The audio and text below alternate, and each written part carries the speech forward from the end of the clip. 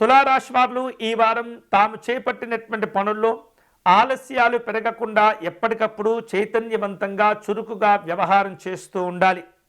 దూరపు బంధువుల నుండి శుభవార్తలు అందుకుంటూ ఉంటారు. ఆర్థిక పరిస్థితులు గతం కంటే మెరుగయ్యేటటువంటి సూచనలు కనిపిస్తున్నాయి. దీర్ఘకాలికమైనటువంటి అప్పుల భారాల నుండి కొంతమేరకు బయటపడగలుగుతారు.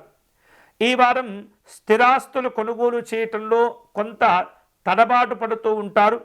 అన్ని రకాల జాగ్రత్తలు తప్పనిసరిగా తీసుకుంటూ ఉండాలి. నూతనమైనటువంటి వస్త్రాభరణాలు కొనుగోలు చేసుకునేందుకు కొంత దాచుకున్నటువంటి ధనాన్ని ఖర్చు చేసే ప్రయత్నాలు చేస్తుంటారు.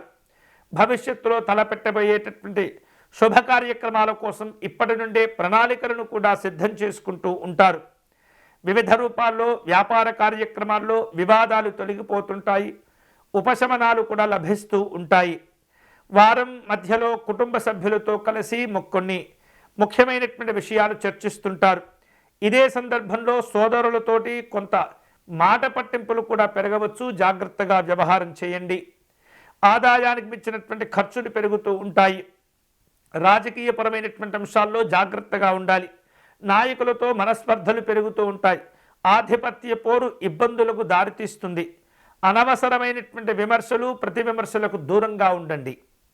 ఈ వారం తులారాశి వారు శుభకరమైనటువంటి ఫలితాలు పొందేందుకై అష్టలక్ష్మి అమ్మవారిని పూజించటం ధ్యానించటం అనేది చాలా మంచిది. విజయలక్ష్మి ధైర్యలక్ష్మి స్తోత్రాలు అధికంగా పారాయణం చేస్తూ ఉండండి. మహాలక్ష్మి అమ్మవారి యొక్క అనుగ్రహం చేత అన్ని రకాల సమస్యల నుండి బయటపడతారు.